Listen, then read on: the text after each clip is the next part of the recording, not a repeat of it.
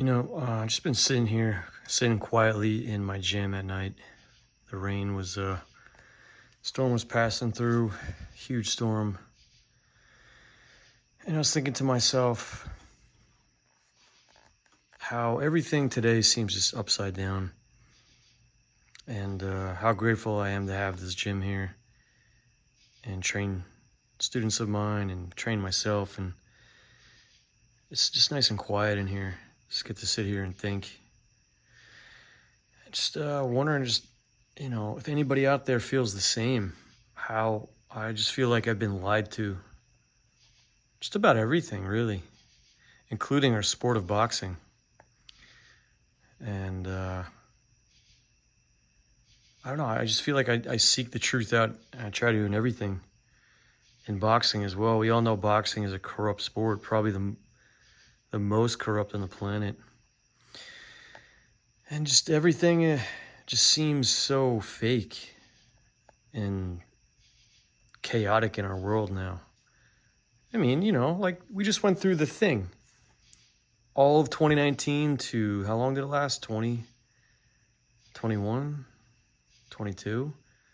The thing where they stuck your arm with that thing and how that was a lie. They said that it would prevent it, and sure enough, it was a lie. They made tons of money off of people on some kind of experiment globally.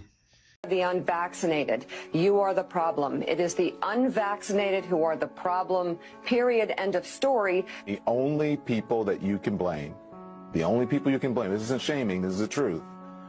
Maybe they should be shamed, are the unvaccinated.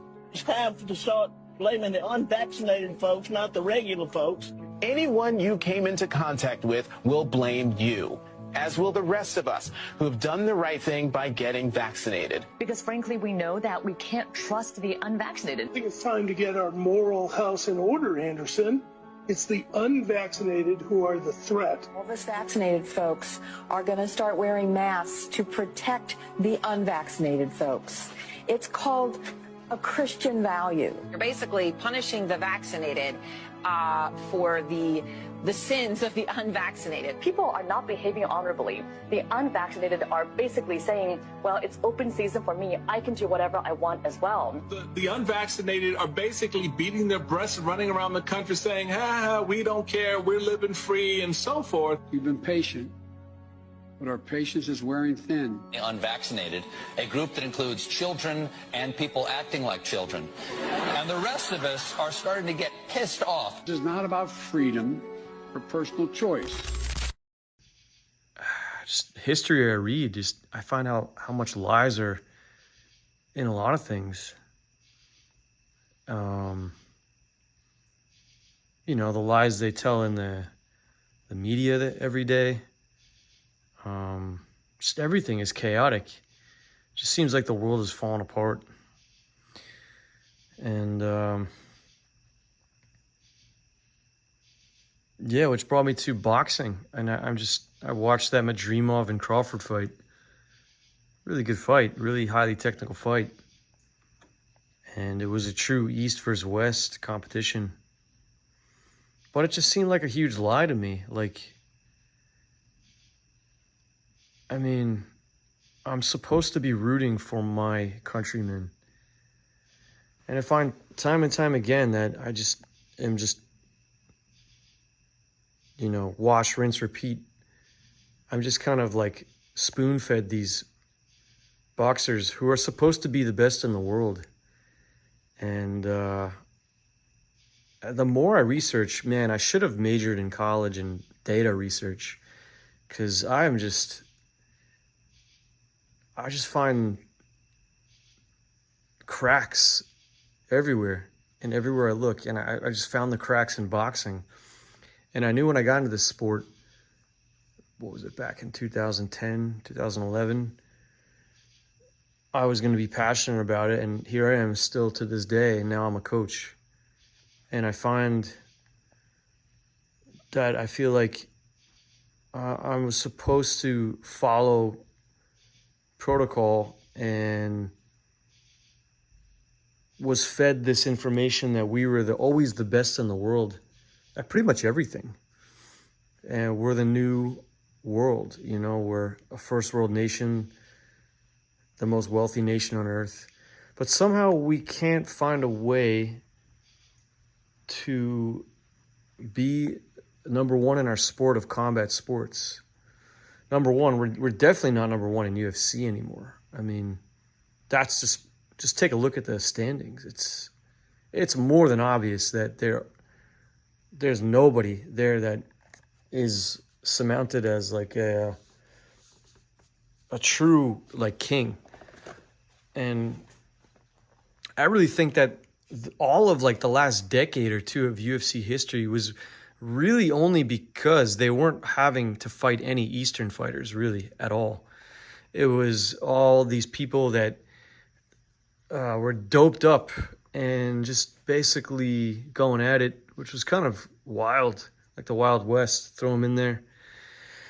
But you had your reign of Brazilian Jiu-Jitsu, and now it seems like that reign is over.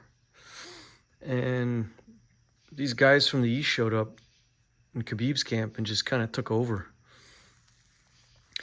And the same, I mean, the sport evolves, all sport evolves. Like look at MLB and NFL. Would you say that those football players and baseball players couldn't compete or were better than the greats? I think they're just as good as the greats. Some of them maybe not as good, but some of them way better. I mean, same goes for combat sports and boxing. The sport evolved. And we all know that none of these Eastern fighters were allowed to even compete with Americans in professional boxing until after 1991, the fall of the Soviet Union. But there's evidence going back to the 70s and 80s of when the East would compete with the West in amateur competitions and exhibitions and tournaments. And the East was just annihilating the West.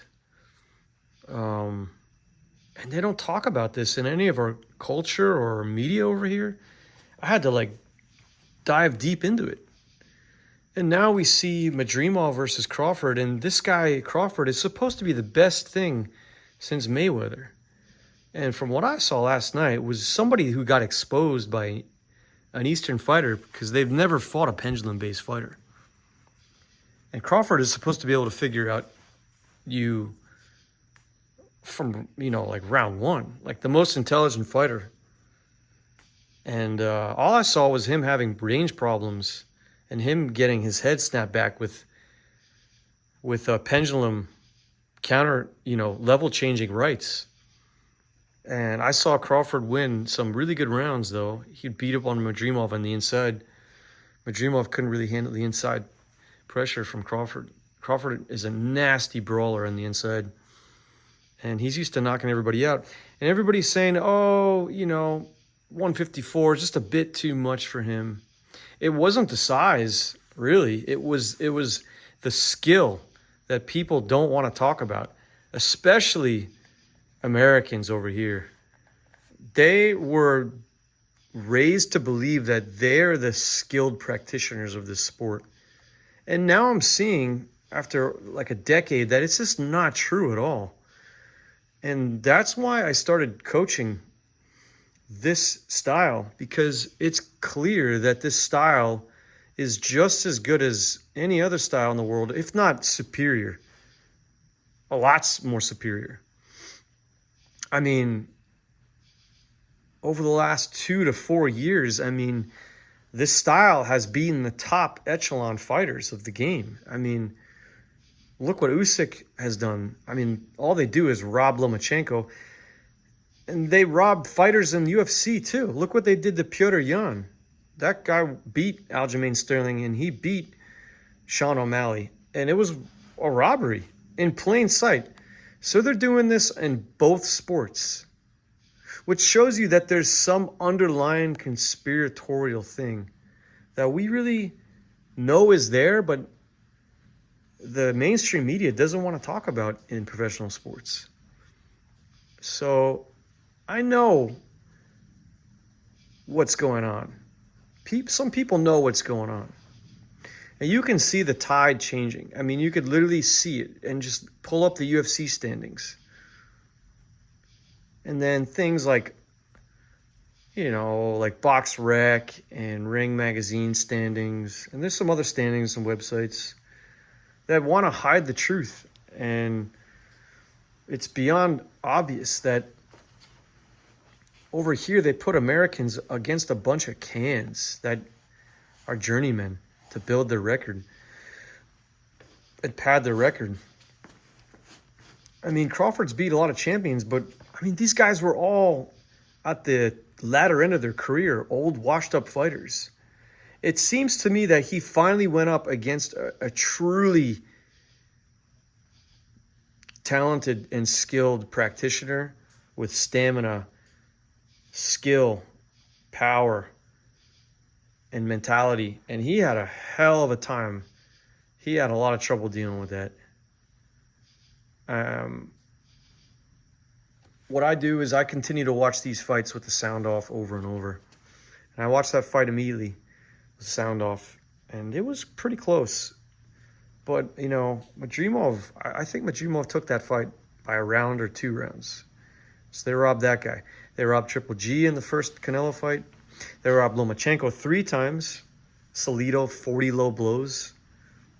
They didn't want this Eastern fighter to topple American records and world records. So they rob you. And somebody's getting paid off on the insides of is the athletic commissioners, obviously the promoters, dirty money in there, and obviously the judges. But they just do it every year. It's crazy. And it's just, it's like all cyclical. The lies you see in the media and politics, world news, agendas. Look what's going on in the UK right now. Does anybody know what's going on in the UK right now?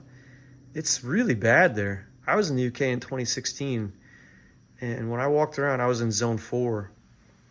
The UK, I didn't expect the UK to be like that. And I know what's going on over there, but people don't want to talk about it. And I see what's going on in boxing, and I'm actually, you know, I'm doing something about it. I'm coaching a student the style I want them to learn because I think it can compete and do things over here in this country.